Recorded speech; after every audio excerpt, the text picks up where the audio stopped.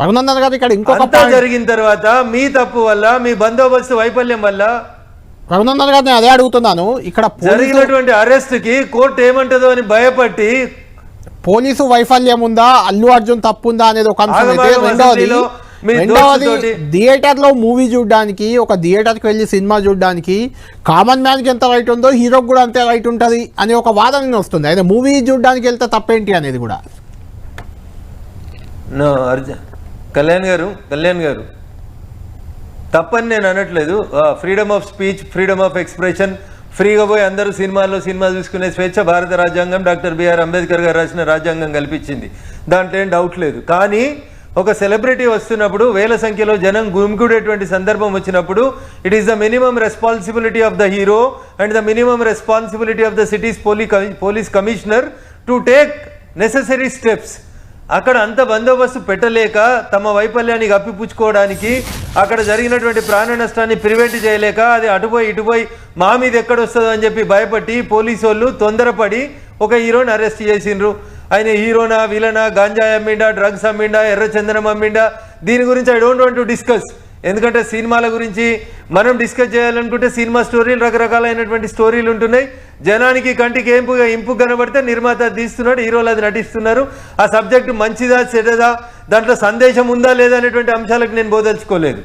కానీ చేసినటువంటి ఒక పొరపాటుని కప్పిపుచ్చుకోవడానికి వాళ్ళ భాగస్వామ్య పార్టీ అయినటువంటి ఎంఐఎం తోటి ప్రశ్న అడిపించుకొని ముఖ్యమంత్రి గారు అమూల్యమైనటువంటి 20 నిమిషాల అసెంబ్లీ సమయాన్ని ఒక ఎంఐఎం పార్టీ సభ్యునికి సమాధానం ఇచ్చడం లోపల స్పందించినటువంటి గౌరవ ముఖ్యమంత్రి రేవంత్ రెడ్డి గారికి హైడ్రాల ఇల్లు కోల్పోయిన వాళ్ళనో, లేకపోతే మూసీలో ఇల్లు కోల్పోయి గుండె ఆగిపోయిన వాళ్ళనో, లేకపోతే మూసీలను హైడ్రాలను ఇల్లు గులగొడుతుంటే చచ్చిపోయింది అన్నటువంటి పేదోళ్లను పరామర్శించడానికి కాంగ్రెస్ నాయకులకి టైం ఎందుకు దొరకలేదనేది ఇప్పుడు బేసికల్గా సమాజం నుంచి వచ్చి ప్రశ్నిస్తున్నటువంటి ప్రశ్న. బీజేపీకి సినీ పరిశ్రమకి ఏం సంబంధం అని ఎవరు అడిగినరని మీరు ఇంట్రోలో చెప్పిండ్రు. భారతీయ జనతా పార్టీ సినీ ప్రముఖులను గుర్తించింది, గౌరవించింది కాబట్టే ఇళయరాజా లాంటి గారి పెద్దల సభకు పంపించినాం మేము. కాంగ్రెస్ పార్టీ ఎన్నడూ పెద్దల సభకి పెద్దోళ్ళని పంపలేదు, రాజకీయాలను పంపించింది, వాళ్ళకు అనుకూలంగా ఉన్న వాళ్ళని పంపించింది తప్ప. మేము ప్రముఖ సినీ దర్శకుడు రాజమౌళి గారి తండ్రిని మమ్మల్ని ఎవరు అడగలేదు మాకు సినిమా ఇండస్ట్రీలో వచ్చి మాకు రాజ్యసభ ఇవ్వమని. వివిధ రంగాల్లో నిష్ణాతులైనటువంటి పెద్దల్ని గౌరవించి ఓ పిటి ఉషా గారిని, ఓ ఇళయ రాజా గారిని, RRR సినిమా తీసినటువంటి రాజమౌళి గారి తండ్రిని, విజయప్రసాద్ గారిని, అరే ఇట్లాంటి గొప్పోళ్ళని వివిధ సాంస్కృతిక రంగం, క్రీడా రంగం, ఇతర రంగాల లోపల గొప్ప సేవ చేసినటువంటి పెద్దల్ని, నిస్వార్థమైనటువంటి సేవ చేసిన పెద్దల్ని తీసుకొని వచ్చి మేము ఇలా రాజ్యసభకు నామినేట్ చేసి పెద్దల సభ లోపల చర్చ జరిపేందుకు అవకాశం కల్పించినాం మేము. రఘునందన్ గారు ఇక్కడ రాజకీయం బీజేపీ చేస్తుంది, అనవసరంగా ఈ ఇష్యూని చట్టం పోలీసులు న్యాయం చేసుకుంటున్న ఇష్యూని రాజకీయం చేస్తుంది బీజేపీయే. నేతలంతా వచ్చి రేవంత్ ప్రభుత్వం తప్పుపడుతున్నారు. మీ డీకేఆర్ని అయితే ఈరోజు కేటీఆర్ రేవంత్ మధ్య ఉన్న గొడవతో అదేదో సినిమా ఇండస్ట్రీని అయితే టార్గెట్ చేస్తున్నారు, సినిమా ఇండస్ట్రీని డ్యామేజ్ చేస్తున్నారు అనే ఒక కామెంట్ కూడా చేశారు. దానిపై మీరు ఏమంటారు? బీజేపీ రాజకీయం చేస్తుందా ఈ ఇష్యూని? సీమకు శవాల మీద రాజకీయాలు చేయడం కానీ, ప్రతిపక్షాల మీద అనవసరంగా బురద జల్లో లేదా రేవంత్ రెడ్డి గారి సర్కార్ మీద బురద జల్లో మేము రాజకీయం చేయదలుచుకోలేదు. తప్పుని తప్పని చెప్పడం మా నైజం.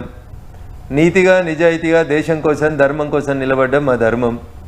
ఇక్కడ అల్లు అర్జున్ గారి విషయం లోపల ఆయనను అరెస్ట్ చేసిర్రు, కోర్టు బెయిల్ ఇచ్చింది. ఇక మళ్ళీ పంచాయతీ ఎందుకు?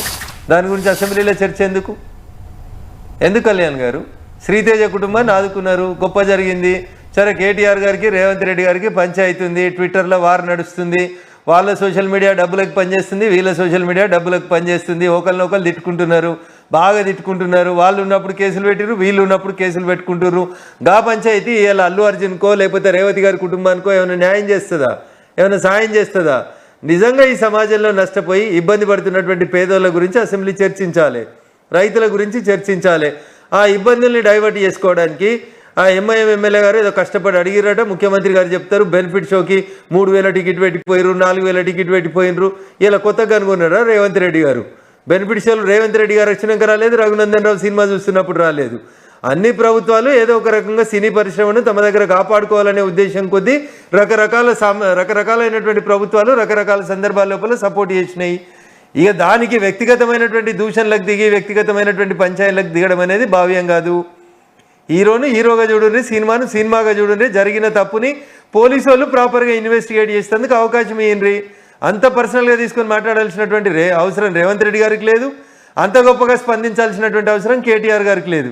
ఈ రాష్ట్రంలో అనేక సమస్యలు ఉన్నాయి, ప్రజలకు సమస్యలు ఉన్నాయి, గురుకులాలకు సమస్యలు ఉన్నాయి, రైతులకు సమస్యలు ఉన్నాయి. వాటి మీద చర్చించాల్సినటువంటి అసెంబ్లీ లోపల వ్యక్తిగతమైనటువంటి దూషణలకు దిగడం అనేది బాధాకరమైనటువంటి విషయం కళ్యాణ్ గారు.